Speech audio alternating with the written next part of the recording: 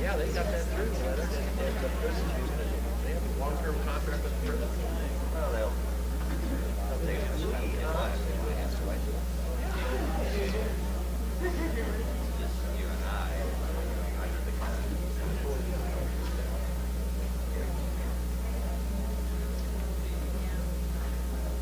Arthur, did you get Mission Drive sold yet?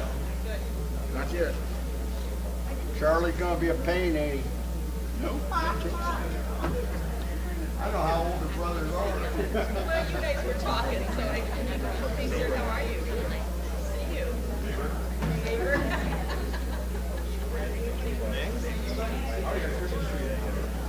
Sit down.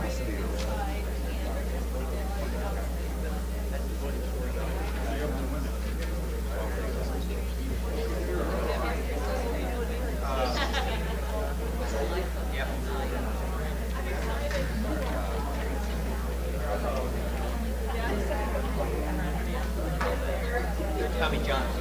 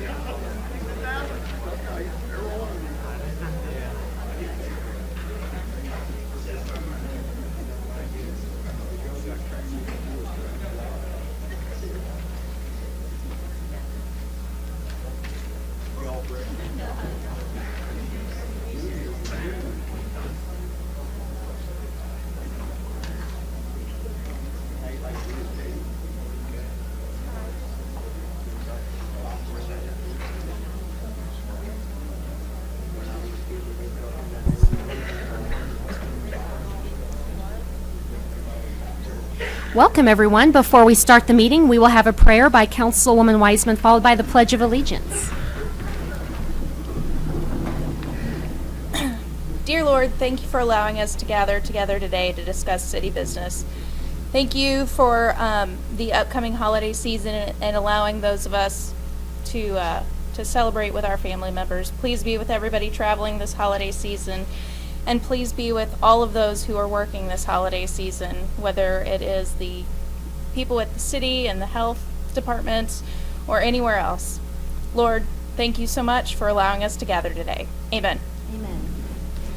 Pledge allegiance to the flag of the United States of America and to the republic for which it stands, one nation, under God, indivisible, with liberty and justice for all. I will now call to order the Monday, November 20th, 2017 City Council meeting. Mrs. Donaldson, roll call, please. Fitzwater. Here. Graham. Here. Henry. Here. Hussey. Here. Kimna. Here. Mahalovich. Here. Prather. Here. Schreiber. Here. Ward. Here. Wiseman. Here. And I want to take an opportunity to welcome Mrs. Donaldson. It's your first time to get to sit up here with the City Council. We are so glad to have you. Thank you. And of course, we're going to miss Mrs. Powell, who's still here in the room tonight. So thank you for all of your many, many years of service, and appreciate the wonderful job you've done with the city over the years. So thank you, Mrs. Powell, and welcome, Mrs. Donaldson. Item 3, is there a motion to adopt the agenda? So move. Second. Any further discussion? All in favor? Any opposed? Motion passes. Item 4, miscellaneous agenda items. And our first item, A, is recognizing the Helias Lady Crusaders volleyball team as the 2017 state volleyball champions. And we are so excited to have all of you here this evening. So I would just ask if you would all want to come forward, and if you would like to come to the podium and just say your name one at a time, and then we'd love to have you all come up here and recognize you and get a picture. So I don't know if we want to start with maybe the coach of the team or the captain of your team want to come up and tell us a little bit about your season this year and what a fine job you all have done. Come on, Coach. Come on up. We're so excited. We really appreciate you all being here. And so come on up to the podium and tell us a little bit about what's going on with the volleyball state champs. Well, is this on? Yes. Okay. Well, I'm Reagan Bruns. I'm the captain of this year's team. As you know, we had a really successful season. I think we ended up 34-4-2. So that's another year that we're 30 wins or more. We had a great group of girls. We worked hard every day. We came into practice, we gave it our all, and we had a great community supporting us. We had a great coach, and all of our parents and family and fans were really there behind us. Well, that is wonderful, Reagan. Appreciate that. I know it takes a lot of skill to achieve this state championship level, and also teamwork, and it's really something that we're very proud of, and we want to recognize you and the entire team, and we're glad to have you here as well. I'm David Harris. I'm the varsity volleyball coach. I've been coached at Helias for 17 years, and this is our second state championship. Obviously, it takes a lot of talent to win a state championship, but there's a lot of intangibles involved also, like leadership and team chemistry, and I think we had those this year as well. And as well as they play on the court, they're even better people off the court. They're very good students. Last spring they had a combined GPA of 3.9, and they're also outstanding in the community too. They're involved in a lot of different activities at school and in the community. So not only are they good volleyball players, they're just a lot of fun to be around, and I'm lucky to be their coach. Well, thank you, Coach and Reagan, and to the entire team. That, first of all, that GPA is very impressive, in addition to all of the skill and that it takes to win state and do so well on the court. So that is fantastic. And I know here at the council we do have some Helias grads, and then some that have children at Helias as well. So I don't know if council wants to say anything also for any congrats here? Well, let's all congratulate you. And if we could have the team, just to give the team some recognition, if all of the ladies would like to come up and just say your name in the microphone, and then we would love to kind of go around the room and shake your hand, and then we'll all end up here for a group picture. So you're welcome to come, and great job at the microphone tonight as well. Thank you. I'm Riley Burnskether. Hannah Borschelt. Brady Bearhorst. Crystal Bronner. Jada Oldham. Grace Millard. Olivia Farrow. Kelsey Brester. Megan Engelbrecht. Callie Henson. Aaron Wyrick. Corey Otto. Ellie Rockers. Bill Walters, assistant coach and freshman coach. Well, fantastic. We are so proud of you, and congratulations again. And if you would all like to come here, we'll get a group picture of everybody. So come on up, and we'll do a picture together.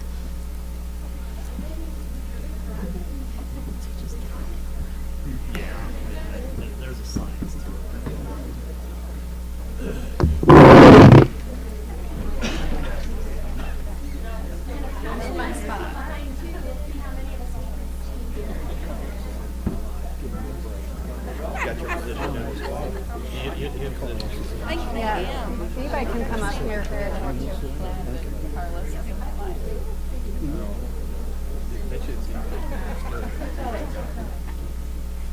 Okay. Everybody ready? 1, 2, 3. Hold on. Time out. Time in.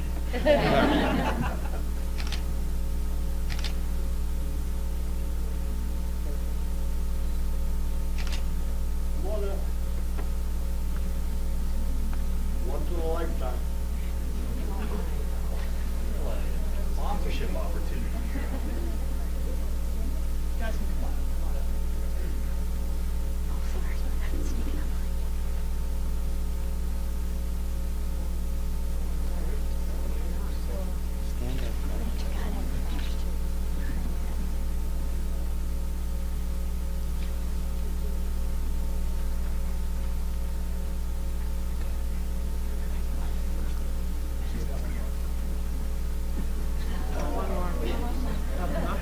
Sorry, girl.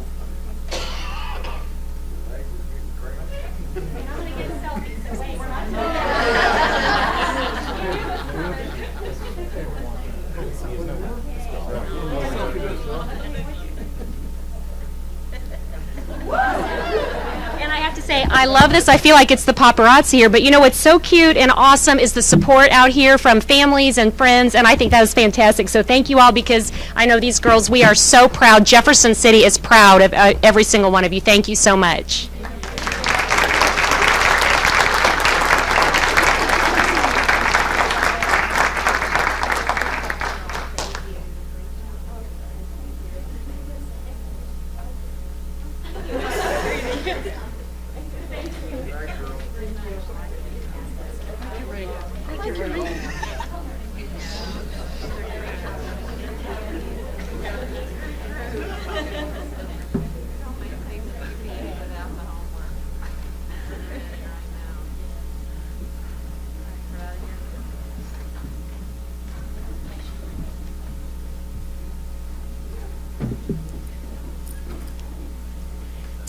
All right, thank you. We are very, very proud. So great job, Helias Crusaders. We're proud of our volleyball state champions. So wonderful.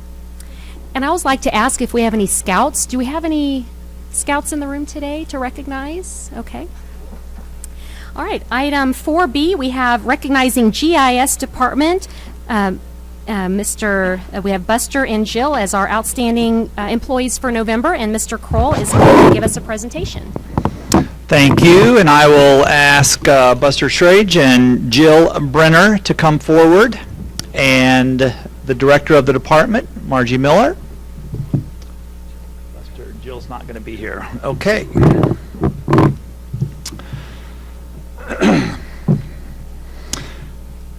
So congratulations to Buster Schrage and Jill Brenner, GIS Division, City of Jefferson Finance and Information Technology Department, for receiving the City of Jefferson Outstanding Employee Service Award for November 2017. This recognition is not only for the specific examples referenced in the nomination form, but also in recognition of all the service Mr. Schrage and Ms. Brenner provide to the citizens of the City of Jefferson on an ongoing basis. Some of the information from Mr. Schrage and Ms. Brenner's nomination include the following. And I'm going to edit this a little bit, but the full nomination is on our website, and I would encourage everyone to read that. Although the GIS division likely has little interactions day to day with the public, they nevertheless provide services that are crucial to many of the departments within the city that do have such interaction. The city is fortunate to have two incredibly skilled professional employees. These employees have worked with multiple departments and helped those departments realize projects that needed to be accomplished. Recent examples of projects include, but are not limited to, introducing new technology for inspectors to document code violations, assisted the city's Emergency Operations Center during an ice storm event to help street crews locate and pinpoint potential issues of safety, helped the Capital Area Metropolitan Planning Organization, which we often refer to as CAMPO, to develop an online map to show future transportation projects in the region, assisted the the fire department with inauguration safety preparations, assisted with various stormwater related projects, developed a sanitary sewer management work order management system, developed a Longview Cemetery grave lots management system, provided information for special event planning, developed automation of sanitary sewer billing and rate analysis, assisted in development of a sidewalk management system, assisted the Public Works Department in developing an impervious area fee calculator, updated stormwater symbology on Midmo GIS, which is the GIS website, and assisted various organizations which have had an impact on city services, and that was just last week's list. So, the GIS division works with and assists numerous outside organizations, including Cole County, Campo, the Jefferson City Convention and Visitors Bureau, Lincoln University, Capital Region Healthy Schools, Healthy Communities, Central Missouri Community Action, and the Community Services Committee. The GIS division works with county GIS staff to maintain the Midmo GIS website, which is available to the public, private sector companies, educational institutions, and other agencies to obtain critical data for development and research purposes. The GIS staff continues to move forward by promoting more user-friendly and innovative technologies. The GIS division has been exceedingly helpful, working with staff from different departments. Mr. Schrage and Ms. Brenner are very patient, particularly with those individuals with limited skills, as well as helpful to more GIS-savvy employees. The GIS division has been incredibly helpful with many of the departments that work with the public and other agencies as well. Mr. Schrage and Ms. Brenner are always willing to teach employees about the various capabilities of GIS and how we can use it to do our jobs better. Mr. Schrage and Ms. Brenner represent the city in a positive manner, including at various conferences such as the 2017 Missouri GIS Conference and the Missouri Mappers Association Conference. Mr. Schrage and Ms. Brenner enthusiastically develop and implement challenging goals and objectives, seeking input from users of GIS services to develop work plans and obtain feedback on how to improve their services and products. Mr. Schrage and Ms. Brenner have participated on numerous city-related committees and events. Mr. Schrage and Ms. Brenner significant contributions to the overall quality of the city and quality of life within the city are recognized and appreciated. So congratulations and thanks to Buster Schrage and Jill Brenner, GIS Division, City of Jefferson Finance and Information Technology Department, for receiving the City of Jefferson Outstanding Service Award for November 2017. Congratulations, Buster, and pass along to Jill as well. My wife. thanks for being here. We're so proud of Buster and Jill and all the work that they do for the city, so thank you.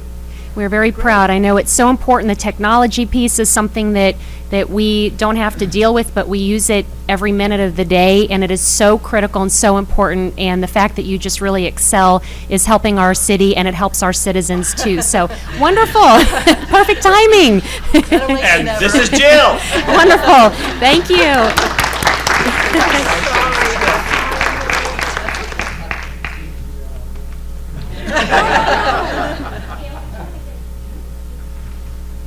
So you guys ready? Come on out.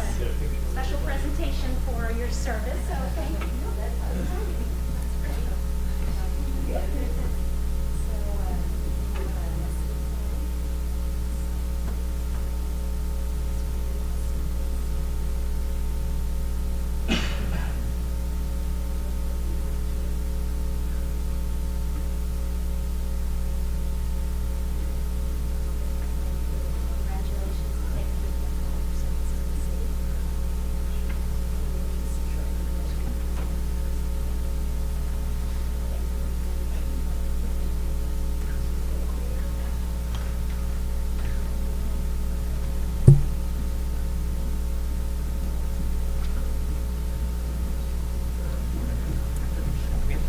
All right, congratulations again, and thank you. Item 5, public hearings. Item A, 1310 Edgewood, amendment to final PUD plan, and we have associated bill pending 2017-87. An ordinance of the City of Jefferson, Missouri approving a PUD plan amendment for property located at 1310 Edgewood Drive. Mr. Sanders? Thank you, Madam Mayor. This is a piece of property that has an existing PUD plan tied to it. The existing use calls for a daycare. This bill would add one additional use, and that would be a boarding school for up to 12 children. Actually be more of a boarding facility. They will be attending local schools. The property is owned by Capital Region Medical Center. The agency that's going to be running the boarding school is a nonprofit called St. Nicholas Academy. And the property is located between Southwest and Stadium on Edgewood right there. To the south mostly is Capital Region property. It is more of a commercial office area. The zoning also kind of indicates that. It is PUD, and my mouse isn't working, but everything mostly on the left is PUD, and then over on the right is that commercial office district. They would be, I said, attending local schools, up to 12 children. There's not going to really be any sort of changes to the exterior. That's not part of the plan, so they won't be able to do that, and it would actually probably ease some of the traffic because you wouldn't have the rush for children in the mornings and the afternoons. I think that daycare may be licensed for up to 99 or 132 people. The Planning and Zoning Commission is recommending approval, and it was a unanimous vote by them. I'd be glad to answer any questions. Thank you. Any questions before we open the public hearing of council? Okay, at this time we will open the public hearing for Bill 2017-87. Is there anyone here this evening that would like to speak on the bill? And I know we do have some representatives here, and so if there are any questions, certainly. But we happy to if you have questions. Okay.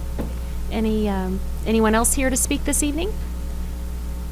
Okay, hearing none, we will close the public hearing portion and we'll take up Bill 2017-87. Is there any council deliberation? And I do also want to take the time to thank the Huber family for taking this worthy project on, and appreciate you all being here as well. So seeing no further deliberation, Mrs. Donaldson, roll call please. Is there a motion? Oh, I'm sorry. Oh, we don't need one. Okay. Yeah. Okay. Graham, Aye. Henry, Aye. Hussey, Aye. Kimna, Aye. Mahalovich, Aye. Prather, Aye. Schreiber, Aye. Ward, Aye. Wiseman, Aye. Fitzwater. Aye. All right, bill passes. Thank you.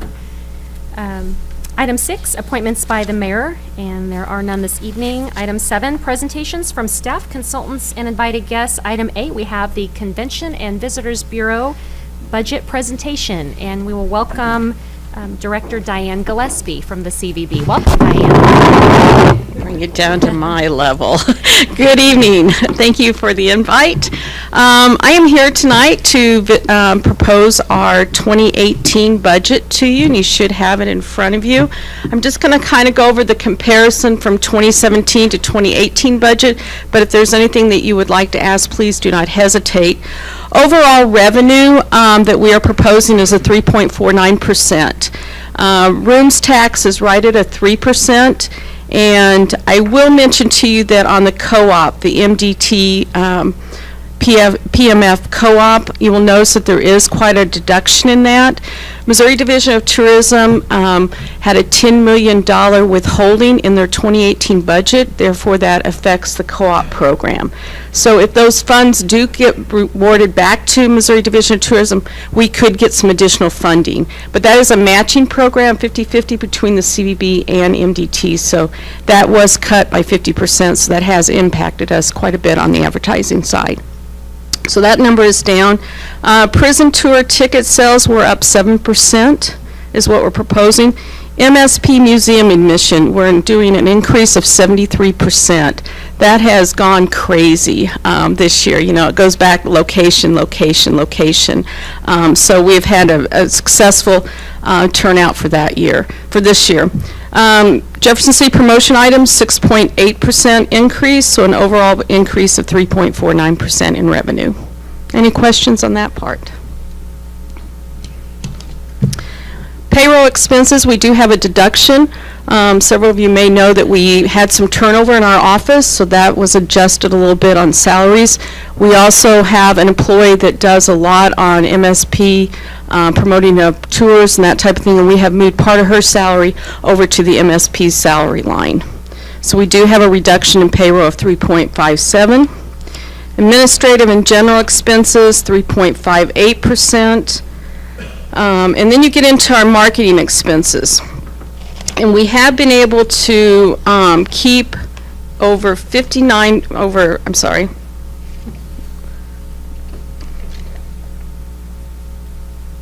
total marketing increase was a 9.8% increase over this year. So our goal is to keep majority of our revenue going into marketing. So overall for 2018, we have been able to increase that to over a 50% of our revenue going into marketing. A lot of that money will go into sponsorships.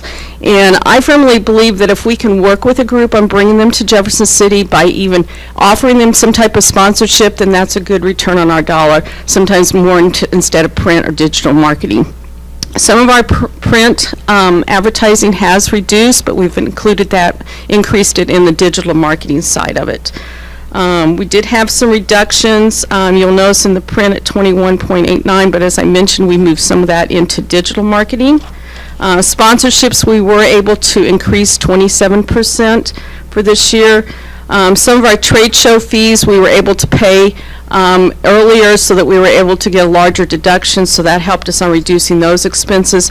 Special events was reduced by 24%. We had added some additional funds in the 2017 budget for the Eclipse event. So since that's not happening again, we did not need to put budget for that. So overall marketing is a 9.8%. Any questions on the budget? Guys are kind of easy. Well, Mrs. Gillespie, thank you for all you do. Thank you. And please thank your entire staff at the CVB. Absolutely. You do a lot with a very small staff. And I know we have Councilman Mahalovich is the liaison to the CVB and is very active in that role. And we appreciate what you do for our city. And it's very encouraging to see those numbers and especially the increase in some of our tourist attractions. Councilman Mahalovich? It wasn't part of your presentation. Your presentation can be found for the council in the finance packet. It's not a Oh, sorry. Yeah, the one thing that I think is always important to put out is that the tours of MSP proved to the state that we were worthy to accept that property. Without the work that was done by CVB primarily, and we would not have been in the position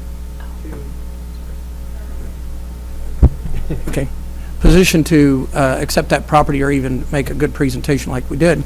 It's also important to point out that the revenues are separated into the prison MSP tours And that money is plowed back into the facility for improvements. Correct. And I think you had a figure, I won't hold you to the exact figure, about how much money has been put back into those, that property? Right, so we're right at about 150,000 have been put back into the property. We have a couple projects that we are working on for 2017 along with the city that I'm still trying to get bids on. I'm not sure it's going to get done this year, it may be the first of next year, but yes, we do have to, whatever net profit that we do make off those tours go back into preservation of MSP. We appreciate the partnership Okay. we have with the city and the CVB. So seeing no further questions, thank you for being All here right, tonight. thank you very much. Thank you. And item B, we have Reverend Cassandra Gould here from Quinn Chapel regarding the reading room. And she may have some others also from Quinn Chapel. We look forward to learning about this reading room and the wonderful lady that the room was named for, and how wonderful this is an asset to our community. Yeah, I want, good evening, Mayor and council people. We are excited to have the opportunity to share with you. Want to personally and publicly thank Mayor Turgan for just always being available to the community. I think that's really important. I mean, you can call her about the simplest thing, and sometimes she'll even just see it on Facebook and say, hey, is this something I can come to? And so you set a really good example of what community leadership looks like. So thank you for that. Thank you for coming to Cut the Ribbon and to read the first book at the Dr. Carolyn Von Atkins Community Reading Room at Quinn Chapel. We were also grateful to see Councilman Henry and others there. Dr. Atkins passed about 5 years ago, September of 2012. She was a tenured professor at Lincoln University, and she also was a trailblazer in the community. She was the first woman and the first African American to be even on the board of the State Board of Parole and Probation, and actually chaired that board for about 6 years, sometimes in the 80s. Just a terrific woman, was a former warden at one of the state women's facilities, and a leader in our church, and someone that believed in education and certainly wanted to foster the love of reading and education into children who she came in contact with. She belonged to several book clubs. One of them, she was the founding person of the book club, and whenever I would visit her, she'd had an extensive library, and when she passed, she was actually writing a book. And so we were thinking about how to better serve children. We had a children's room that our children, frankly, just kind of go in there on Sunday and put puzzles on the floor and that, and we didn't feel there was the highest use of the space. And so we thought how wonderful it would be to create a community reading room. It is open to young people in the community. It has an emphasis on African American books and African American authors, although there are other books there. We now have the Christmas story of Santa Claus in Jefferson City, thanks to the mayor. But we are extending an invitation to members of council to come and sign up for a time. We're doing like a celebrity reading, and you guys are our local celebrities, so come and sign up for a time to read to children. In December, it will be open on Saturdays, and going forward, it will be open on Tuesday, Wednesdays, Thursday, and first and third Saturdays. But on December 18th, we have a community dinner. It's our way of giving back to the community during the holidays, and we're encouraging members of the community to bring their children. There'll be a toy giveaway there, and it would be great. It's from 5 to 7 p.m. It would be great to have some council members there to read, and then at that time you guys can sign up for dates in 2018 that you can come and just spend 15 minutes reading to children. And so thank you again for the opportunity. And certainly always we welcome donation of more books, but we're excited to open this up to the community so that children can come in and share the love of reading and learning that Dr. Atkins had. Well, we appreciate that. And what was the date on the 5 to 7 p.m. event? It is December, I said the 18th, but that's not true. It's Saturday, December 16th. Saturday the 16th. Yeah, and I'll send the flyer to you on email. But it starts at 5 p.m., but as I said, it's our part of our giving back for the holidays. really targeting those families who may be in need and may not have all of the things that many of us have. So they'll come and share a meal with us. Their children will get a toy, and it'd be great for them to also participate in having a story read to them. So. Well, that is fantastic. And did you hear that we are celebrities? So you are. Come and read. And I know Councilman Henry has already been there and read. And I wanted to recognize Quinn Chapel, too, for a lot of things you've done in the community. For example, you collected things when the hurricane recently hit. You all helped to fill up a semi-truck full of supplies, and that's just one of many things you've done to help the community. And I know a lot of you have heard Reverend Cassandra Gould preach. If you haven't, I encourage it. She's very inspiring. Appreciate what you do. And, you know, reading and literacy is so important. And in addition to that, it's just the partnership and being together with the children as they learn to read as well. So I think it's wonderful. We appreciate you inviting the City Council to come to the reading room. And we also have a gift from the City Council. We have a book, the Little Book of Thanks, and this book will make lives brighter and hearts lighter, inspiring words of gratitude as a way to acknowledge those who make a difference. And what you are doing really makes a difference. Thank so you. all the council has signed it for Thank you. And if we could, we'll have council come back here, and we'd love to get a picture, because like you said, we'll post and share what you're doing there with your reading room. So thank you, Reverend Cassandra. How cool. Plus, I like a mayor who likes to take pictures and post them on social media.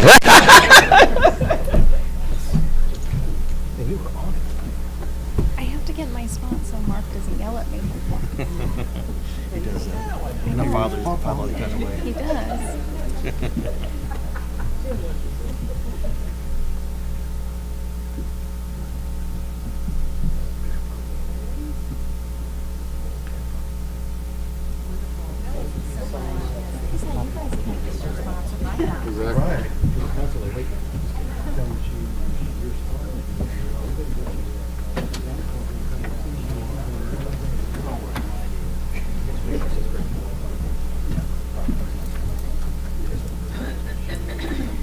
All right, and item C, we have Lieutenant Christopher White from the Salvation Army regarding the Red Kettle campaign that you just kicked off at Capitol Mall on Saturday.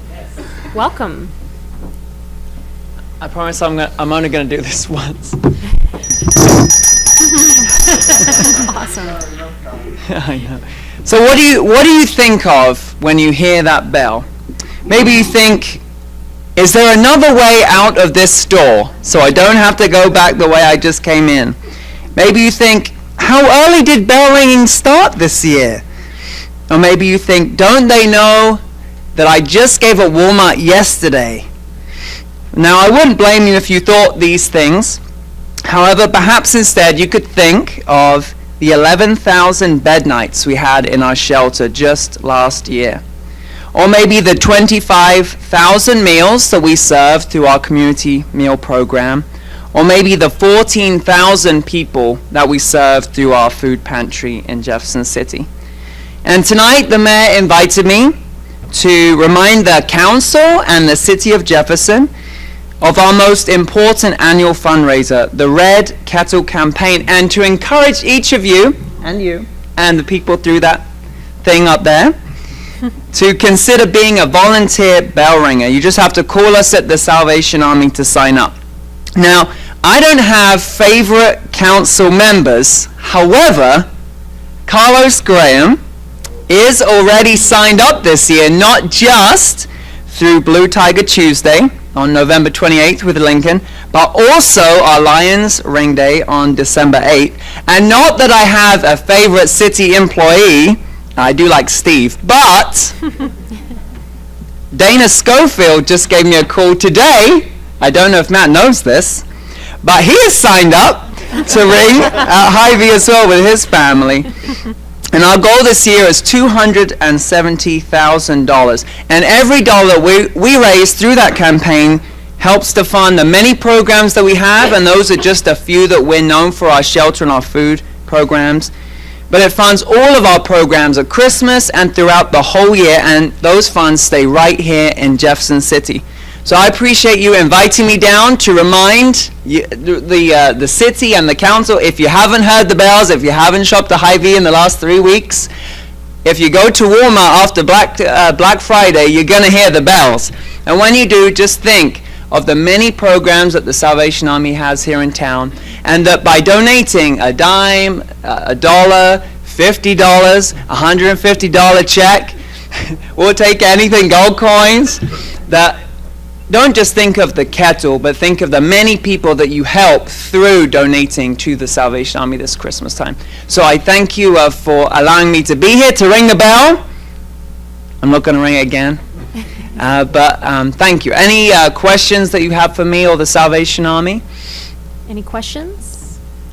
Councilman Hussey? How do we sign up if we want to sign up? Sure. So you can go online, just search Jefferson City Salvation Army, or just call us, 573-635-1975.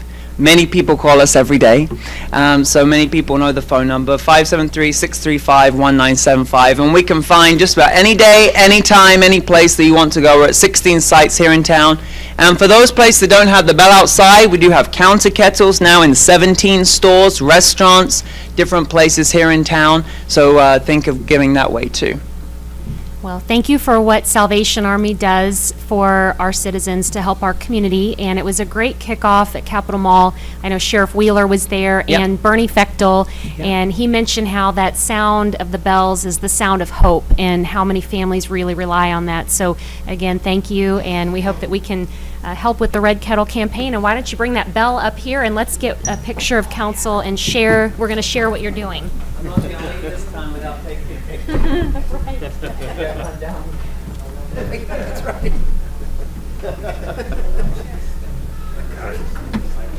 You want to hold it? Yes, of course I want this. Yeah, I tried to push him over. Great. Central Trust.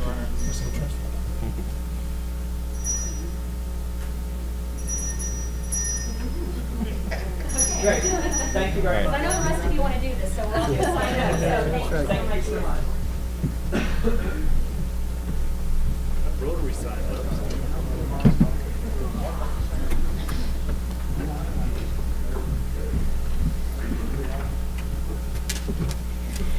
All right, item D, we have Jane Beadham, Tony Smith, and Jenny Smith regarding the School Street presentation. Welcome.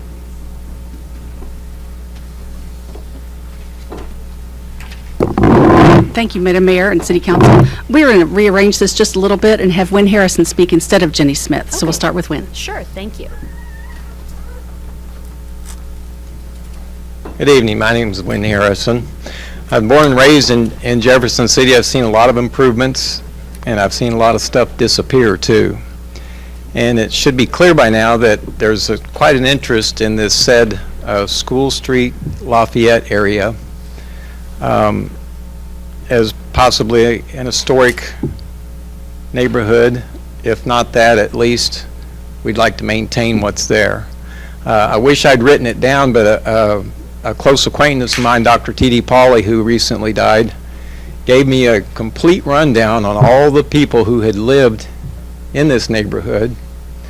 And one of them was my first grade gym teacher. I mean, it goes back that far.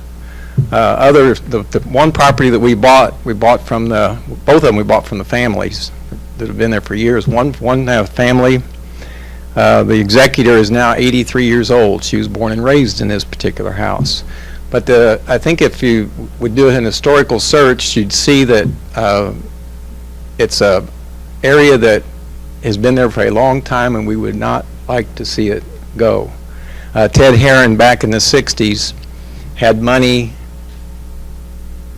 all he needed, but it was for demolition. But he told me one day that his priority was living conditions, and that's why they tore these places down rather than rehab them. Living conditions is not an issue right now. We would like to see this area rehabbed. We would like to see some of these properties that are not available to be made available. Capitol Avenue has been made a really desirable district, but this is not quite the neighborhood, but nonetheless, it's an old neighborhood and it's part of Jefferson City, and we'd like to see it hang around. Thank you. Thank you. And I don't think we need the timer for invited guests, correct? So we don't have to worry about that at the moment. All right, thank you. And welcome. Madam Mayor and council members, I'm Tony Smith. I live at 1211 El Marine. My wife Jenny and I own properties at 612 and 614 McCarty. With Jane Beadham and Kathy Bordner, we have prepared an application for a local historic district in the School Street neighborhood, and we're collecting property owner signatures from the 20 owners listed in the proposed district.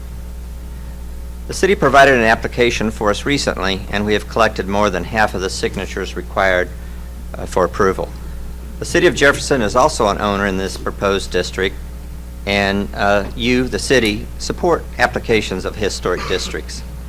The process is part of the East Side Master Plan that the city is following. But on the other hand, it seems like the city is trying to dismantle some of this historic neighborhood one house at a time. The city has plans to demolish right now 5 properties in the School Street area. But why not offer these houses on the market over a set period of time to recoup the investment and return them to the tax rolls? On average, you might receive $20,000 per house. Now you have $75,000 in 408 Lafayette. You have $25,000 in the other 4 houses. Demolition costs will cost taxpayers at least $50,000 minimum. By pursuing a demolition plan for these houses, you're trading income for debt. Collectively, there's over $1 million in assessed value for the houses in this neighborhood. Levied at 5.77%, that's $57,000 of yearly tax revenue. Presently, the city is making the 2005 Central East Side Neighborhood Plan the guideline. That plan is simply out of date. I took a closer look at the document this week. The demographics in that plan have changed greatly in the last 12 years. The plan talks about a growing state government and a steady influx of new residents to the city. But today, the projected growth of Jefferson City is said by some to be little more than 1% over the next 10 years. State government's greatly retracted. Much of the workforce is living in surrounding communities. The Central East Side Plan calls for open spaces along Miller Street to provide a buffer to the expressway. It calls for an open space area from the National Cemetery to the MSP redevelopment area. It envisions, and I quote, a vibrant retail district in the 400 to 600 blocks of East McCarty. That's in section 3-7. That's our area, the area that we're talking about right now. The East Side Plan proposes a lot of things, and many of these are not being promoted currently. The city needs to reassess the East Side Plan, I think, to reflect the economic realities of today. In the last 12 years, floodplain issues have greatly been impacted by FEMA's budget issues. And instead of following outdated goals that may not fit today's economics and politics, we'd ask you to update the plan before you go too far out. We pay our city taxes, we pay higher flood rates, we try to be good citizens, and if flooded tomorrow, there's no federal bailout for us. We inflict little cost to the city, but there is a cost to the city for demolition of the houses in this area, which removes them from the tax base. The current atmosphere and plans cause uncertainty and a loss of value to the property owners. The creation of a local historic district could foster investment confidence, inspire neighborhood pride, and further revitalize this neighborhood in which there's so much potential. Thank you. Welcome. Thank you, Madam Mayor and members of the council, for staying with us as we find our way through the process to this point. As the first potential local historic district established through the regular process outlined in city ordinances, this has been a bit of a trailblazing effort, which we hope might allow others to follow the same path. Recently, we held a meeting with some of the neighborhood property owners, several of you council members and staff, and local media. At that meeting, several owners agreed to accept the draft design guidelines that we had shared with them for review about a week earlier.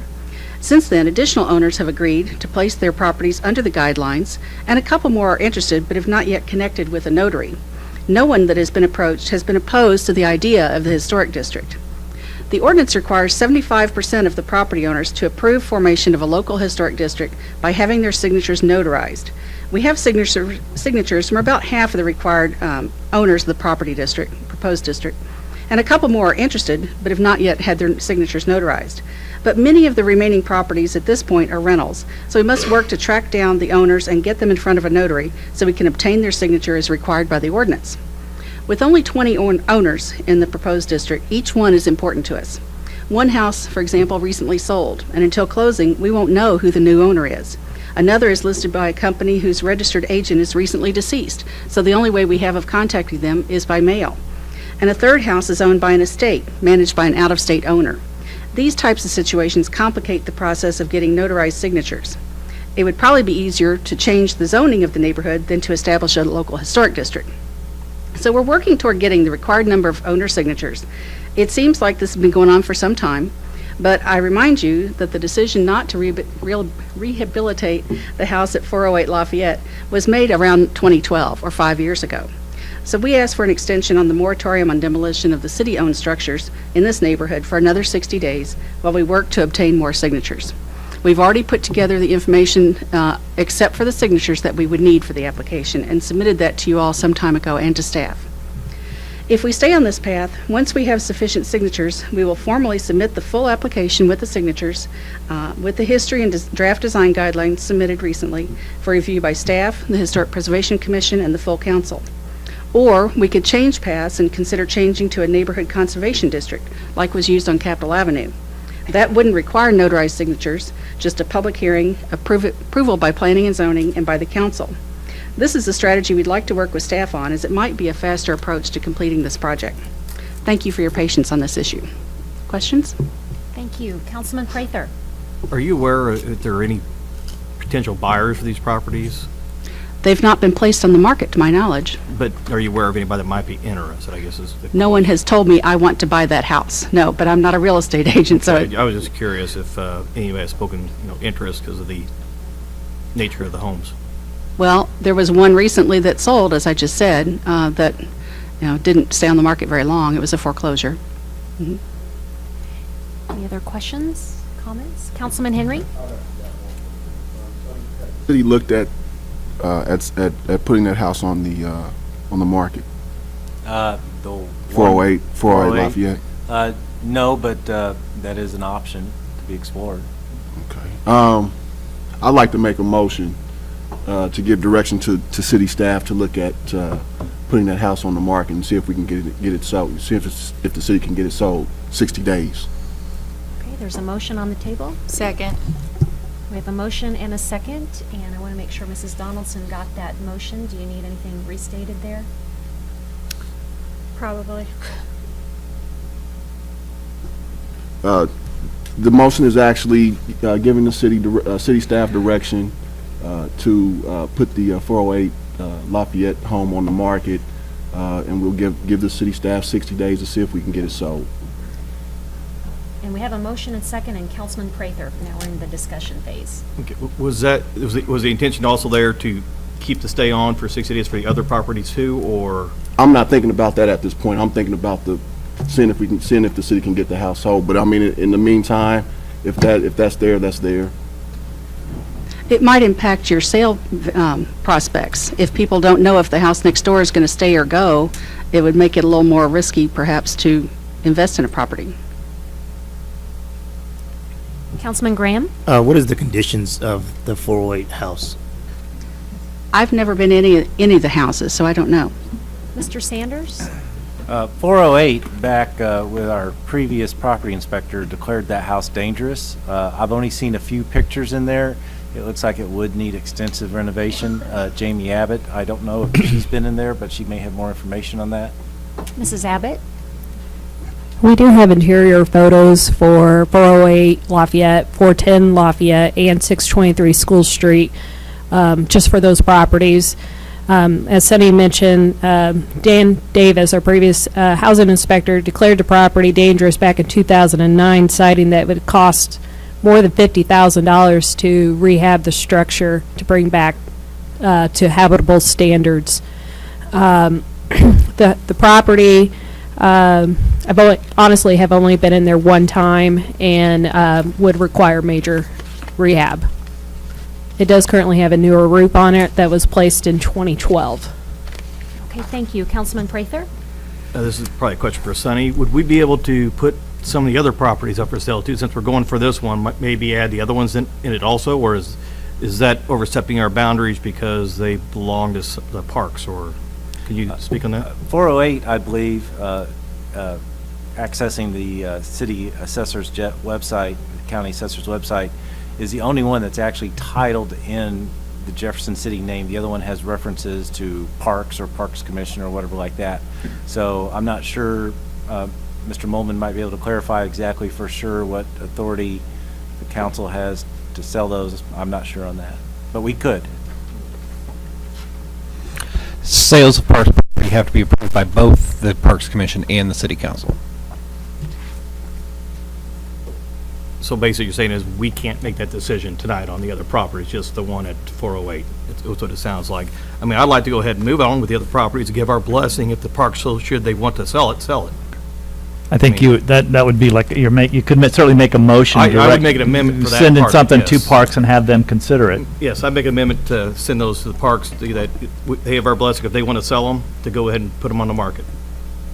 So do we need a second for that amendment, to amend the motion? Is that correct, Mr. Molman? I'll second that. Or do we have the maker amend his motion?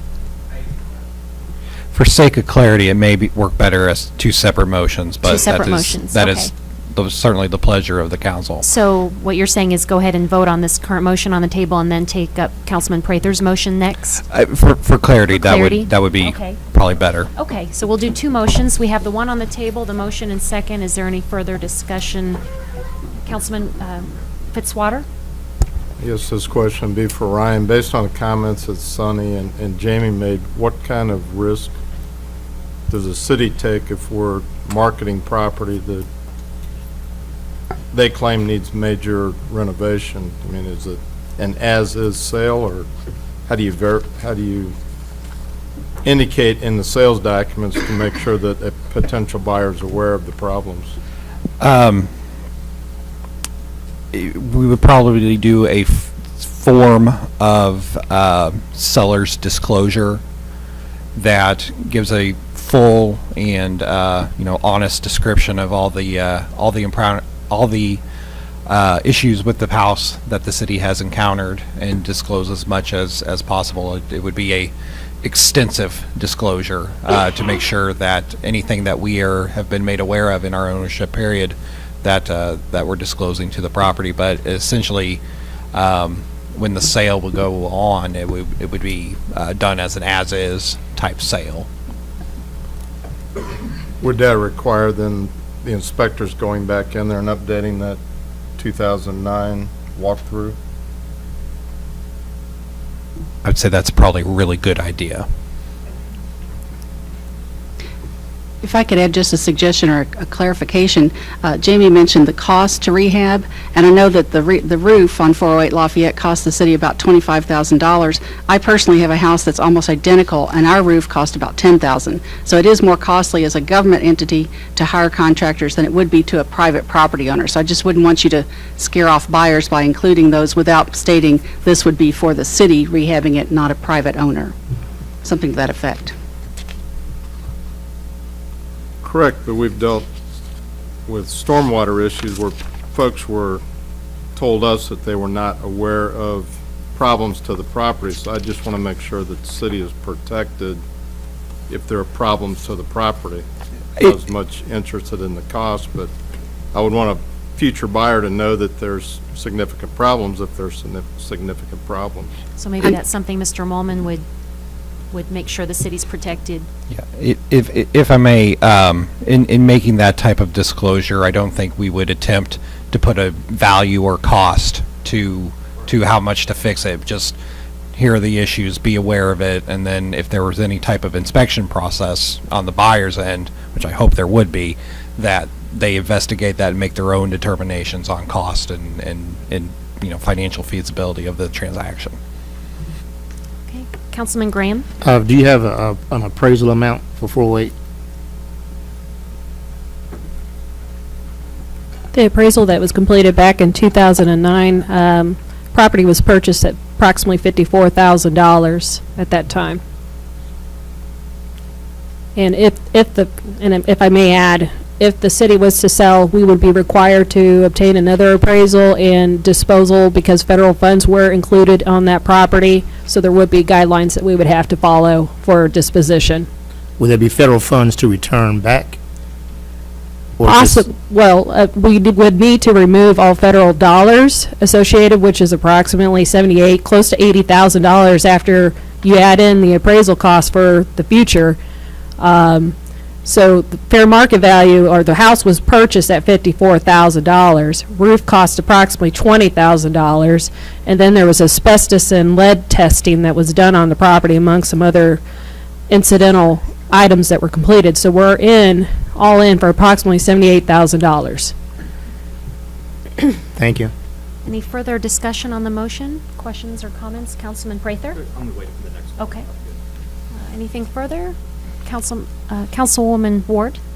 Now, would we would sell it, I mean, the city would, and we would sell it with the stipulation of as is, and it would be the buyer that would get their own inspections, correct? So we wouldn't be liable if we're selling something as is. Right, right. So essentially, what you would need to do is disclose as much as is known. Right, exactly. And then it would be up to the buyer to conduct an inspection and then make a determination of what needs to be done, and to make the purchase make sense for them. So by introducing the buyer's inspection and then disclosing as much as we know about the property, that ameliorates any type of liability that we could have for latent defects. Councilman Hussey? Ryan or Sonny, hypothetically, the property were to sell within 40 days, new buyer takes ownership, historic district stalls, doesn't get completed. New buyer, private individual, could essentially come in and seek to demolish this property, correct? I would believe that's correct. Okay. And if the demolition ordinance that's been discussed at P&Z and HPC lately that went through planning and or Public Works Committee hasn't been approved by the council, so it would not fall under sort of the new, I don't know how old this property is, and depending on the year It's that's more picked. than 50 years. But at this point in time, that threshold is talked about being 100 or 75 years, but I guess there's the risk that's taken that some of these sort of decisions are on different tracks and they don't all sync up. And so I just want to be clear that we could have a scenario where we're happy the property's been sold, the city no longer owns it. However, that private individual could desire to demolish it and do something different with that site, right? Okay. That's correct. Okay. And so I'm just trying to, because I feel like from Ms. Beadham and her group, there's the push to save the property and keep it as is. And so our action, but at the same time, sort of get the city out of the property so that something can be done. But my mind goes to the multiple scenarios that could take place. An outcome here, a potential outcome, is private ownership, but the property being demolished. Just, I'm not saying that should dictate how we vote on that. It's just for my sake to know that that is a potential outcome. Councilman Prather? Well, to follow up on Councilman Hussey's point, I guess we could add that along with this is a stay for 60 days, just along with it trying to sell it. What? Councilman Hussey? And I think we could get there, the stay, but the issue is that stay could expire in 60 days, or the property sells and it's somebody else's property now. We can't dictate then through council action to specifically say whether or not they can do something if they're meeting all the requirements that are in place already, given our current ordinances and structure. Councilman Prather? And Sonny could probably speak to this too. It looks like, well, in the 60 days, and I'm not sure if Jamie might will speak to this too, at what time do we have to give our okay for those federal funds to be used for demolition. When's the drop dead date? The state has not given us a drop dead date yet, but they did say by the end of the year, and I believe Jamie's been told they're going to try and get us that drop dead date by the end of November.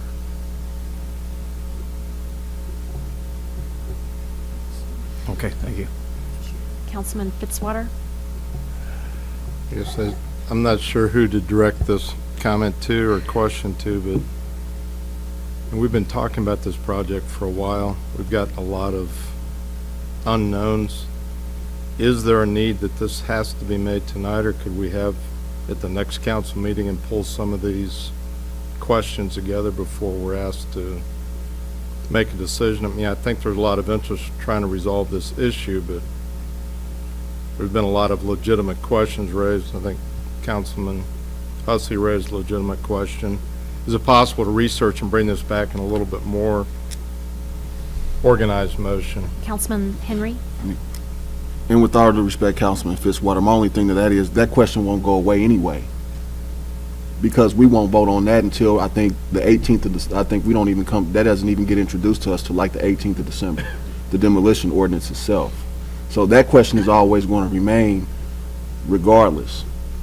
So I guess the question would be, how long do you want to wait? How long do you want to sit on that?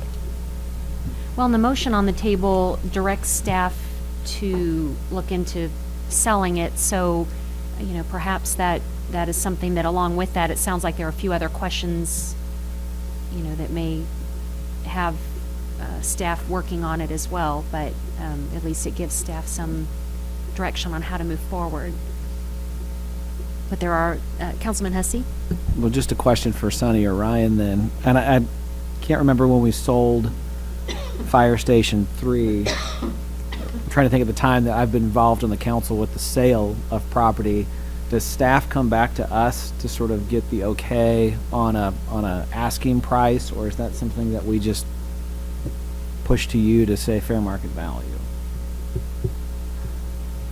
I think the appropriate process is for us to put it on the market for a marketable amount, something that's going to draw interest, receive offers, and then once offers come in, bring that to the this is Lafayette, bring that back to the commission for approval of a particular number. If the council were desirous to set, say, a floor, don't sell it for less than this, that's something that they could set, but I would highly encourage set that in closed session as not to affect the sales price. So there's a couple of different ways you could do it, but under the direction of the current motion, we would just put it out for what we think would be a marketable price to interest offers. Councilman Prather? Hypothetically, if we sold one of these properties, the city had it up for sale, and we had several buyers, could we not choose a buyer that, for instance, made it known that they're going to tear it down?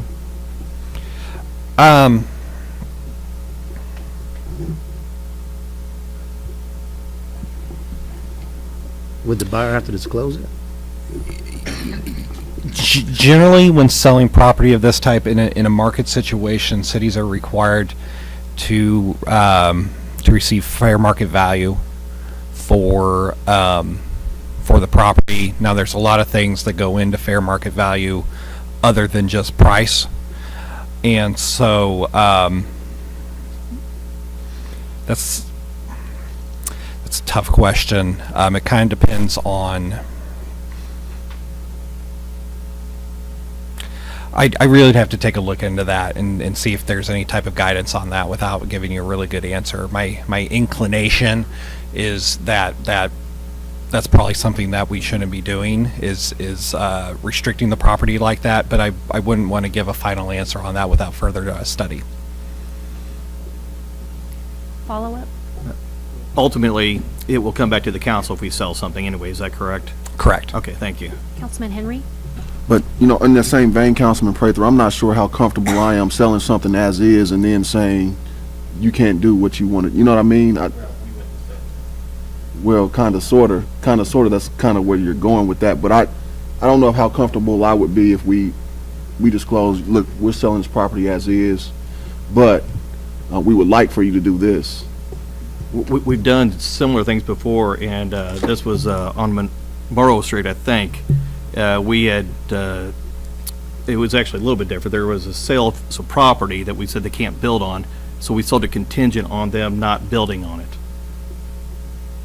We did that, a few years ago, and it was just supposed to be green space.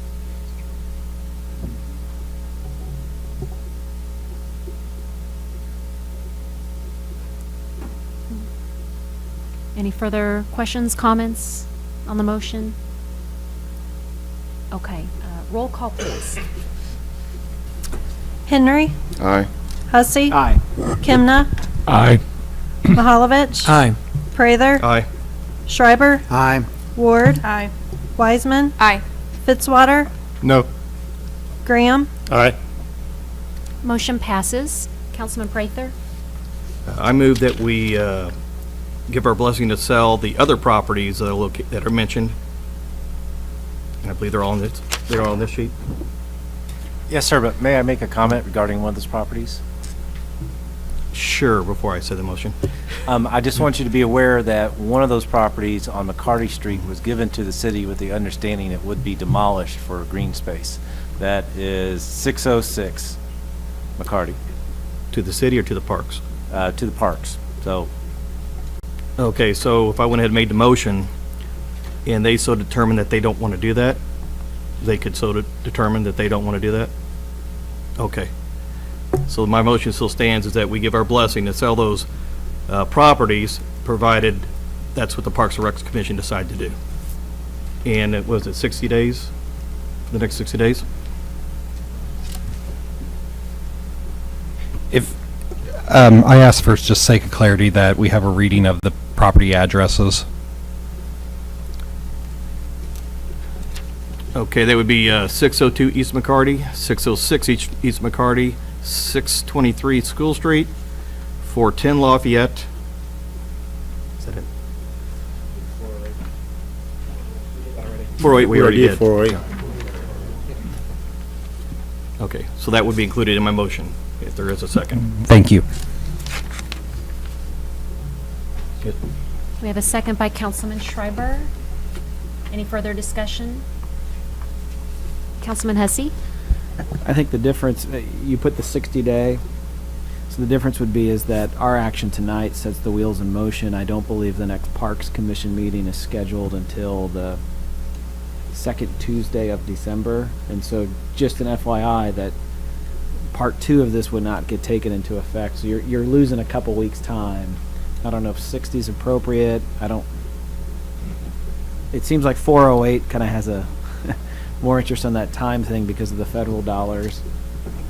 Can you say 60 days after the next Parks Commission meeting? Is that a I guess the possibility? rationale might be, I mean, we've been privy to these conversations. You know, we're going to need to probably provide some rationale for 60 days to the Parks Commission so they have an understanding as to why there's such.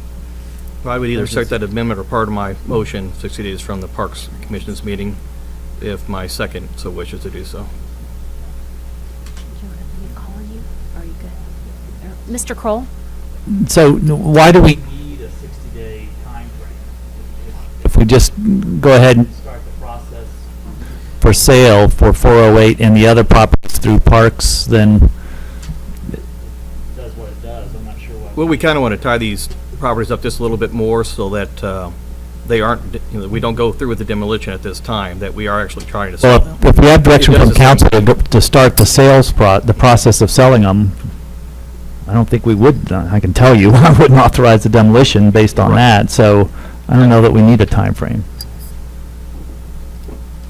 We will obviously use, expedite as much as we can. There's a process, 2 different processes for the different properties, so it's fine to have one. It just seems like it complicates Well, things. I just wanted a time frame so that we kind of come back to address this again at a specific time instead of coming back here in June or whenever. Yeah, we put the property up for sale. I think on the parks one, Parks has to make a recommendation, a decision, and then it still has to come to council.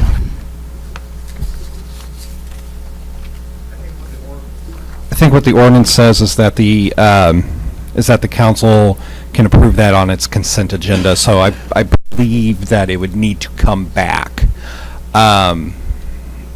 When the ordinance specifies a form, I think it's best practice to follow the form. So I would put that back on the council agenda after Parks has made, after the Parks has made its recommendation. So it may be December 16th, sorry. Yeah, I don't know about the timing there, but we would do what we need to do, I don't know what all the process part would be as far as the information that we have, and go ahead and advertise and go through that process and give 30 days, 60 days for a comment. I mean, so I think it may take a little bit longer than 60 days, but I get the urgency, I just don't know that there's a 60-day time frame that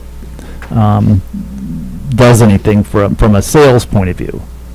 I'm not sold on that, so. I don't know if that helps. Any further discussion? I say if the council wishes, I could remove the 60-day, not put a time period.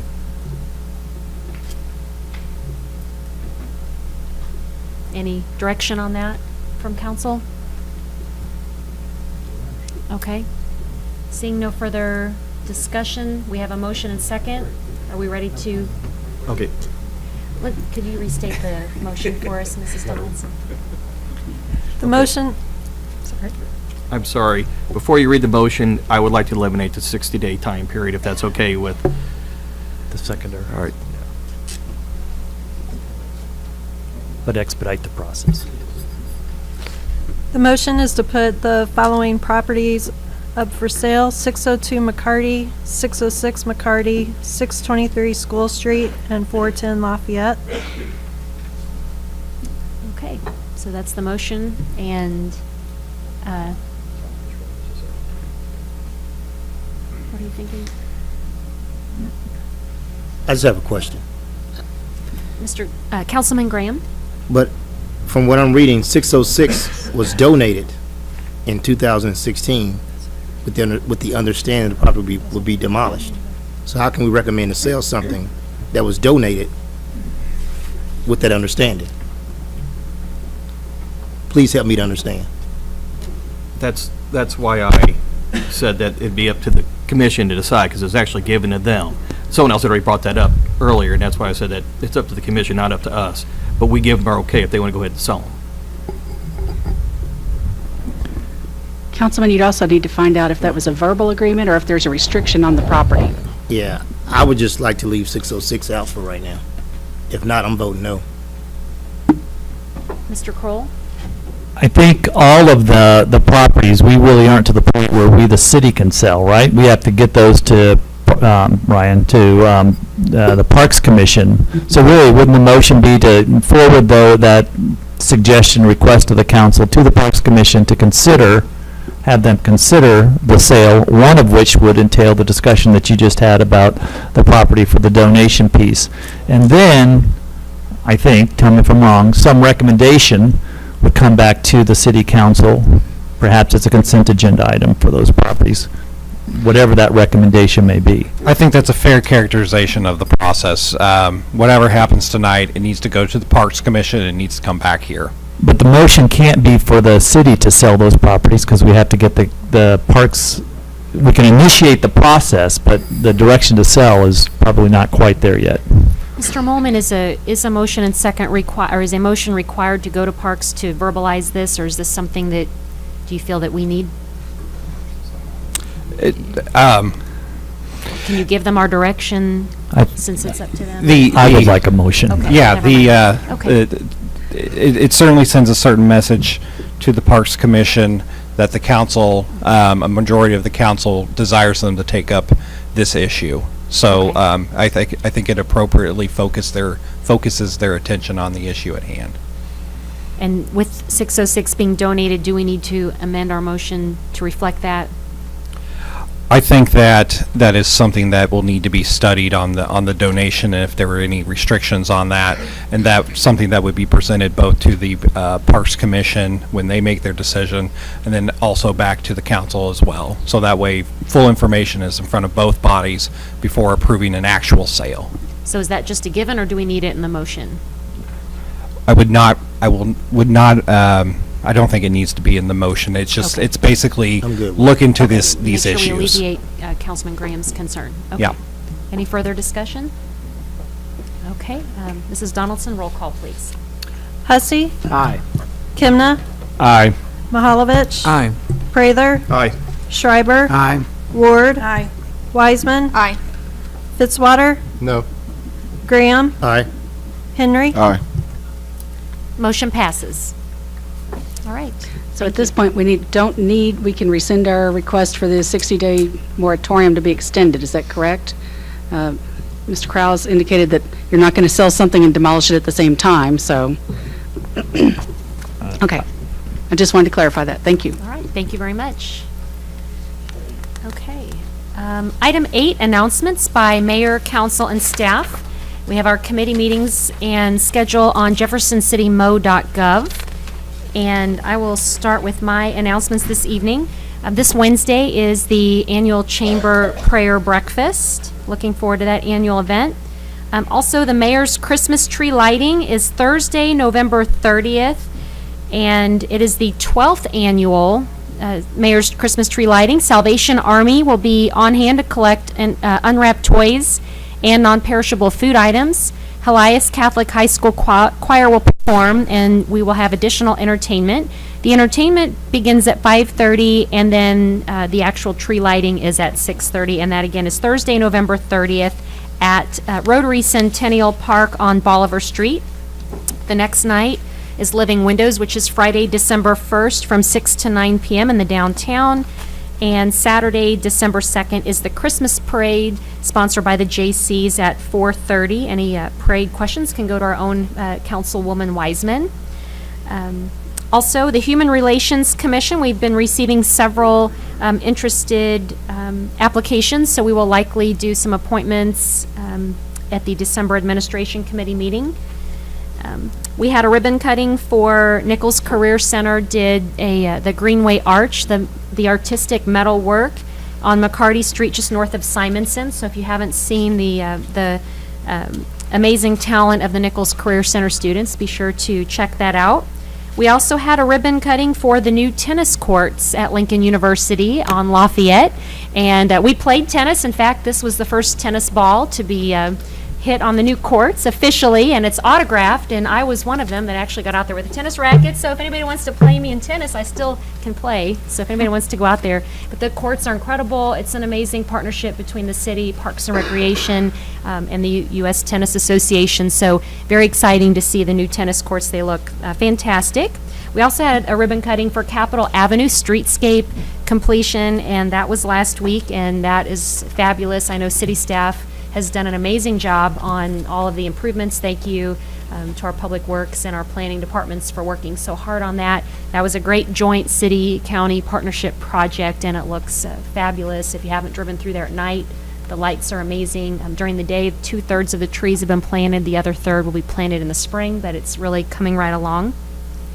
A couple other announcements. I had the honor to attend the Marine Corps Ball about a week ago, and Marine Rocky Sickman was there. He was the guest of honor, and he was a Marine that was held hostage in Iran in 1979 for 444 days as a hostage, and listening to his story of perseverance and being able to still get through after being held for 444 days was really inspiring, and hearing his really positive thinking and how he was able to get through that, and now lives in St. Louis with his wife and family. But he was, it was great to hear his story and appreciate what all of our military go through, but it was nice having him here in Jefferson City.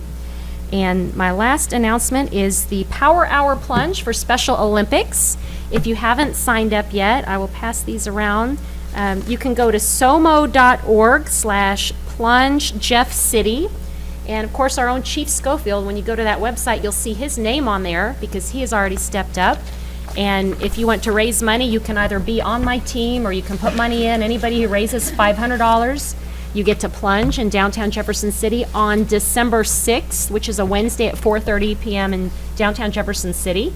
So this is exciting because Special Olympics, of course, is building their Training for Life campus here in Jefferson City. So it's great to support Special Olympics. And this is the first time we've ever done a plunge of any kind in Jefferson City. So we're going to do something really unique and have a power hour plunge. So Sheriff Wheeler is working it from the county, so I think the city can step it up. Councilman Graham. Yes, Madam Mayor, I would like to recommend that Councilman Rick Mahalovic represents the city council and do the polar plunge. Do we have a second? And all in favor say aye. It is official. Yep, so I Okay. think, thank you, Rick, for Thank you, stepping Rick. up to the plate. Yeah, yeah. I think the speaker and the maker of that motion should join me. If I'm going to do it, you're going to do it. All right, we'll see how much money we can raise to do that, so that's a deal. And those conclude my announcements, and do stay tuned because by the end of the meeting, we're going to have an announcement about our United Way contribution as well. So any further announcements? Nobody, it's awful quiet after all that. Okay. Item 9, presentations from the gallery on specific bills or resolutions. We don't have anyone signed up this evening. Item 10, consent agenda. Is there a motion to approve? Second. Any discussion on the consent agenda? All in favor, say aye. Aye. Any opposed? Motion passes. Item 11, bills introduced, 2017-92. Mrs. Donaldson? An ordinance approving a plan for an industrial development project for Axiom Plastics LLC consisting of the improvement and expansion of the company's existing manufacturing facility and the acquisition and installation of certain real property therein. Authorizing the City of Jefferson, Missouri to issue its taxable industrial development revenue bonds, Axiom Plastics Project, Series 2017, in a principal amount not to exceed $26 million to finance the costs of such project. Authorizing and approving certain documents and authorizing certain other actions in connections with the issuance of the bonds. Mr. Molman? Thank you. Before I get started, I'd like to point out that representatives from the Chamber of Commerce are here as our economic development wing of city operations. Chamber has been highly involved in this project and may be able to answer project-specific questions better than I can. However, the ordinance that you have in front of here does several things related to an industrial development project proposed by a company called Axiom Plastics LLC. What this ordinance does, it makes certain required findings under Chapter 100 of the Missouri statutes, approves issuance of industrial development revenue bonds under Chapter 100, and approves certain tax abatement for Axiom Plastics to incentivize and induce their proposed expansion project here in Jefferson City.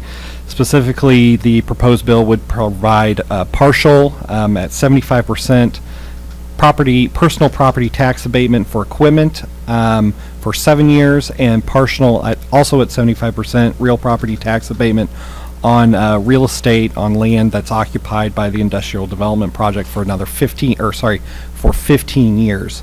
So this ordinance also approves a series of documents that are necessary drawn up by the city's bond council to effectuate the tax abatement and issuance of the bonds. I would like to draw the attention to one particular item in the performance agreement.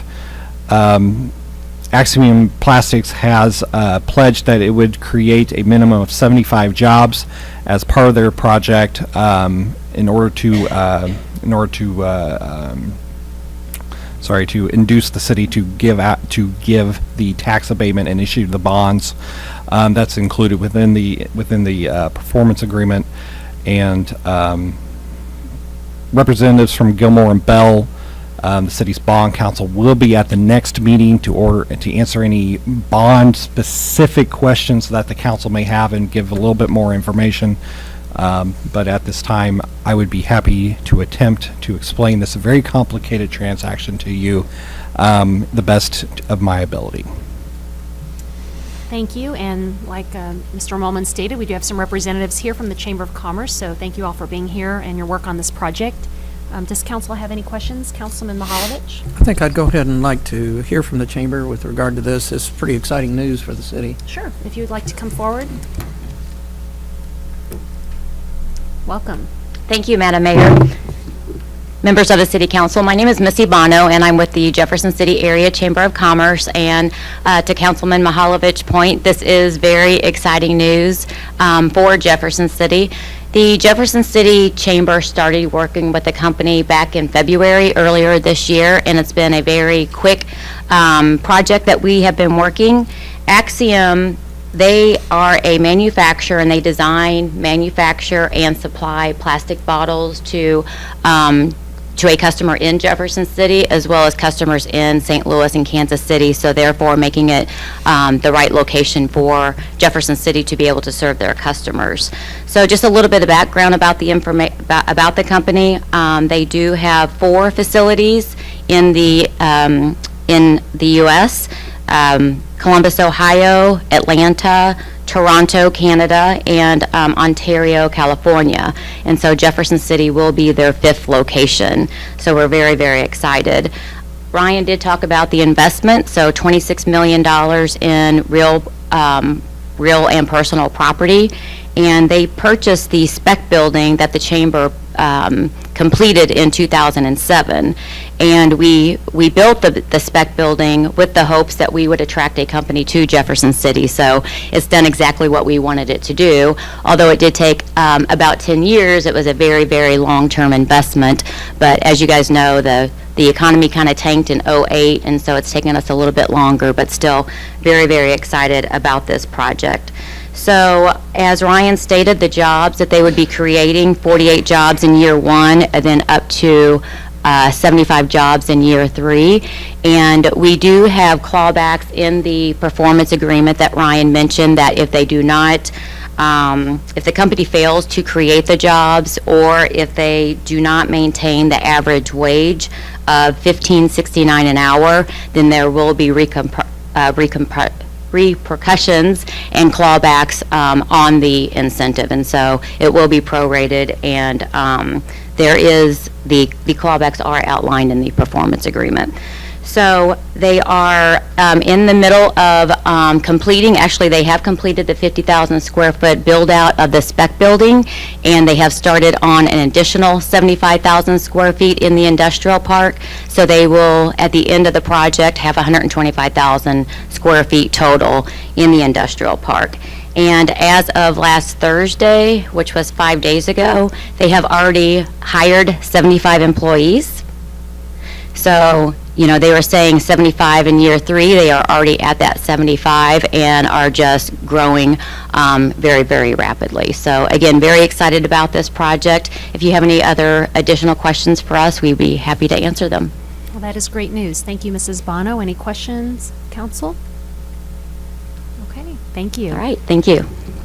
Any other discussion on 92? Okay, thank you. Item 12, bills pending. We've already done number 87, 2017-88. An ordinance of the City of Jefferson, Missouri, establishing election dates for city offices for 2018. Mr. Mulman? Thank you. This is the city's annual ordinance to set the general election and dates for city offices for the 2018 April general municipal election. Any council discussion or deliberation? Roll call, please. Kimna? Aye. Mahalovich? Aye. Prather? Aye. Schreiber? Aye. Ward? Aye. Wiseman? Aye. Fitzwater? Aye. Graham? Aye. Henry? Aye. Hussey? Aye. Bill passes. 2017-89. An ordinance of the City of Jefferson, Missouri, authorizing the mayor and city clerk to execute a $25,250 agreement with American Pride Hauling, LLC for the 1204 East High Street demolition project. Mrs. Abbott? Thank you, Mayor. This contract would assist with the demolition of 1204 East High Street, which is a residential building with Community Development Block Grant funds.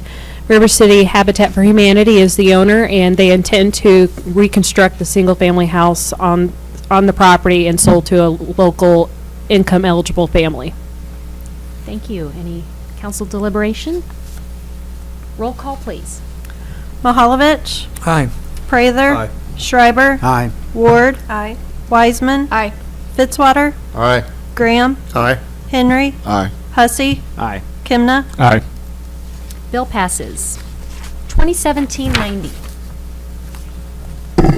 An ordinance of the City of Jefferson, Missouri, authorizing the mayor and city clerk to execute an agreement with Cole County setting procedures for joint city and county capital improvement sales tax for the East High Street Improvements Project. Mr. Marash? Thank you, Madam Mayor. And this bill and the following bill both are agreements with the county, and they both basically do a couple things, but they agree who the staff level contact is for a city-county project. They estimate the funding contribution in the year that it would be needed, and then indicate that since the city's completing the projects, we'd follow city procedures, things of that nature, set up signs indicating city-county project, things like that. Basically, the first one, agreement number 90, deals with the East High Street Capital Improvement Project. That's basically a sidewalk project, but a lot of retaining walls on it, school crossings, that kind of thing. That project is estimated to go from Pine Street to Vetter, and has an estimated date of 2018, next summer, to build the project, with a estimate at this point about $1.7 million project in total, half from each entity. Any questions, deliberation? Roll call, please. Prather. Aye. Schreiber. Aye. Ward. Aye. Wiseman. Aye. Fitzwater. Aye. Graham. Aye. Henry. Aye. Hussey. Aye. Kimna. Aye. Mahalovich. Aye. Bill passes. 2017-91. A resolution authorizing the City of Jefferson, Missouri to enter into an agreement with Piper Jaffray, a company for financial advisory services. Oops. Oh, I'm sorry, that's a resolution.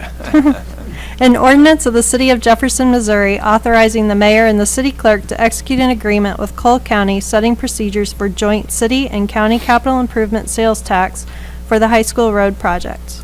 Anything to add, Mr. Marash, on that? Just that this agreement is for a road adjacent to the new high school.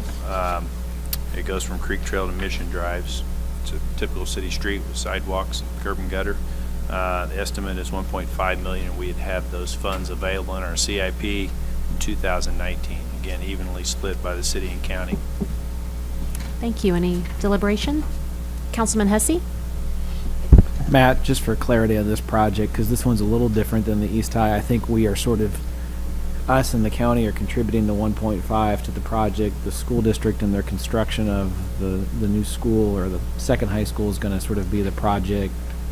Yeah. Whatever. And in this project in particular, we've kind of capped it 750, sort of, if the project were to cost more than the 750, would Well, that this- come? Yeah, this agreement is between the city and county, anticipating we're going to do a road project out there. The next agreement, I think it does indicate that, we anticipate doing another agreement with the school, which is yet to come between the school district and the city, for them to build that road, capping the funds, those kind of things. And so you're exactly right, but we'd anticipate that they would, at this point, build the road and then it'd be reimbursed for the cost of it. Okay. Any further questions or deliberation? Roll call, please. Schreiber. Aye. Ward. Aye. Wiseman. Aye. Fitzwater. Aye. Graham. Aye. Henry. Aye. Hussey. Aye. Kimna. Aye. Mahalovich. Aye. Prather. Aye. Bill passes. Item 13, nothing on the informal calendar. Item 14, resolutions, RS 2017-18. A resolution of the City of Jefferson, Missouri, amending and adopting the Citizen Participation Plan for the U.S. Department of Housing and Urban Development Programs. Mrs. Abbott? Thank you, Mayor. The U.S. Department of Housing and Urban Development published a final rule at 24 CFR Part 5 regarding the grantee's obligation to affirmatively further fair housing. The affirmatively furthering fair housing is a legal requirement the federal grantees further the purpose of the Fair Housing Act. And as a part of the Community Development Block Grant obligation, the City of Jefferson is required to submit an assessment of furthering fair housing to the U.S. Department of Housing and Urban Development by April of 2018. So under this new rule, the Citizen Participation Plan had to be revised to include the new affirmatively furthering fair housing requirements, and which the Citizen Participation Plan addresses the participation, the access to meetings, information, and records, publishing the plan, public hearings, notice of hearings, public comments, technical assistance, complaints, and amendments. So there was a public hearing held on October 26th in this council chambers to discuss the changes to the plan, which was previously adopted back in 2003. There was a comment period accepted in which no comments were received. I'd be happy to answer any questions. Thank you, Mrs. Abbott. Is there a motion to take up 2017-18? Second. Is there any further discussion, questions? Okay, roll call, please. Ward. Aye. Wiseman. Aye. Fitzwater. Aye. Graham. Aye. Henry. Aye. Hussey. Aye. Kimna. Aye. Mahalovich. Aye. Prather. Aye. Schreiber. Aye. Resolution passes. RS 2017-19. A resolution authorizing the City of Jefferson, Missouri to enter an agreement with Piper Jaffray and Company for financial advisory services. Mrs. Miller, I'm sorry. Thank you, Madam Mayor. Piper Jaffray and Company has been contracted with the city since 2000 to provide financial advisory services, and we'd like to execute this agreement because their contract expired October 31st, 2016, and we would like for them to continue serving as a financial advisor to the city on bond issues. Thank you, Mrs. Miller. Is there a motion for this, to take up this resolution? Second. Any further discussion, questions, deliberation? Roll call, please. Wiseman. Aye. Fitzwater. Aye. Graham. Aye. Henry. Aye. Hussey. Aye. Kimna. Aye. Mahalovich. Aye. Prather. Aye. Schreiber. Aye. Ward. Aye. Resolution passes. Item 15, presentations from the gallery on other topics. I don't think anyone signed up, correct, Mrs. Donaldson? Okay. And item 16, council and staff discussion of presentation topics. And at this time, we'd like to touch on, and we know that Thanksgiving is coming up, but did you know that Thanksgiving is a peak day for home and cooking fires, followed by Christmas and Christmas Eve? So Chief Schofield is going to give us a presentation on that.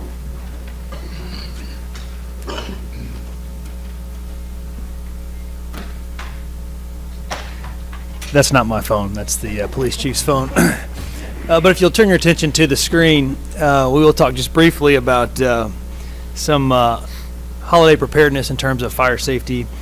NFPA annually puts out information that talks about some of the risks to homes and businesses during the holiday season.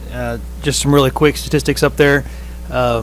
Making sure that when you do use electrical lights or decorations that they are UL listed and that they are properly plugged in. You don't overload any circuits in your home. If you do choose to use a live Christmas tree, make sure that it is well watered and in good shape. Once it does dry out, make sure to discard of it very quickly. Also avoid candles, keeping them in close proximity to anything that would be flammable. That is probably one of the more likely scenarios we see in holiday fires. Finally, any sort of heating appliance, the first time you use it, make sure that it's been serviced and appropriately in working order before you fire it up for the first time in the year. So we also have, in addition to these recommendations, a very short video that we made a couple years ago that shows the danger of turkey fryer fires. And so I would caution you not to try this at home. In fact, sometimes we are hesitant to even show this because it does encourage people who may be more risk prone. But we would say definitely do it outside. See the effects here. It'll start. That's fine. Go ahead. This is a frozen turkey, and it actually goes into slow-mo here. You can see too much oil inside of the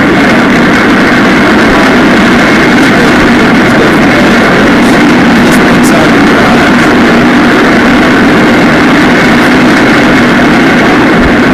So we advise folks just to be careful, make sure that you know what you're doing, read the manufacturer instructions.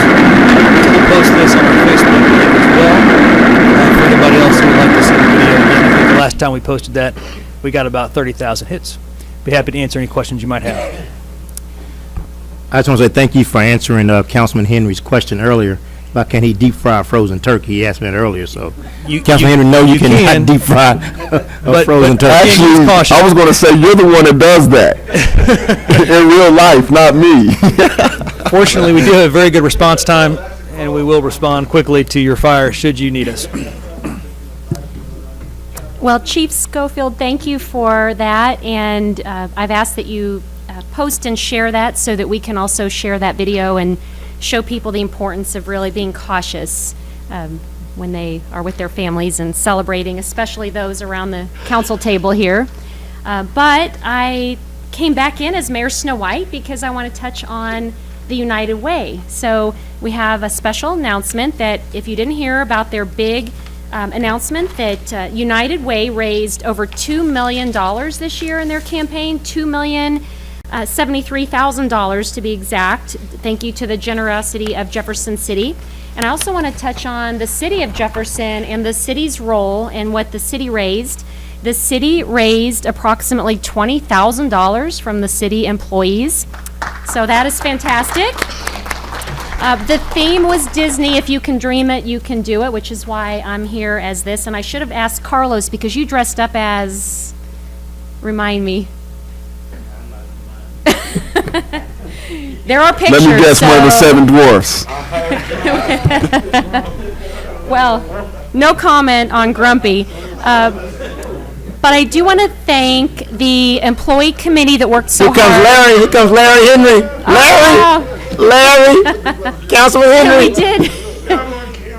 We did have a bet that if the city council, unfortunately, if we had 100% participation of giving by the city council, that Steve Kroll would dress up, and I see you decided not to dress up. You were supposed to dress up, Steve, so.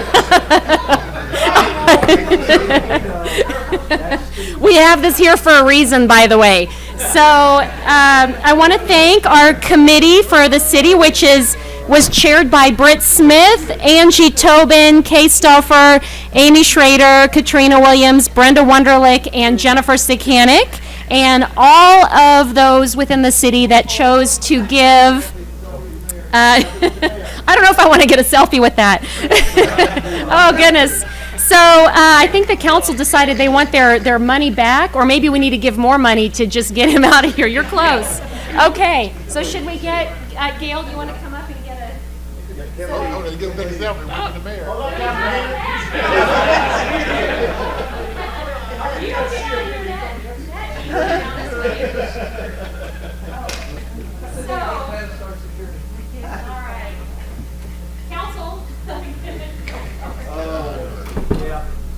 It's not just Beauty and the Beast here, it's everybody. So thank you to council for all giving 100% giving to United Way. Big applause. Big applause.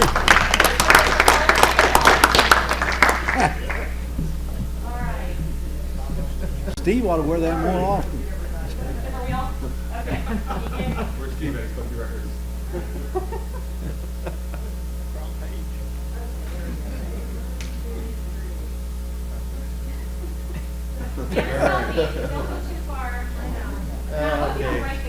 Almost. Great outfit. Yeah, you are going to be in the selfie. Come on, guys. Come on. Come on.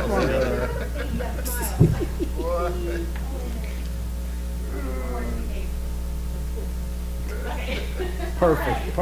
Meeting adjourned? Perfect.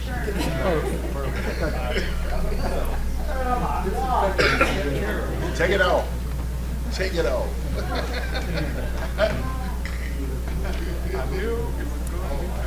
All right, so thank you again. The bet was if we had 100% council participation in giving, that Steve Kroll would dress up, and so that's about as good as it gets tonight. So, okay, any new business? Nope. Any unfinished business? Motion to adjourn. So moved. All right, happy Thanksgiving, everyone.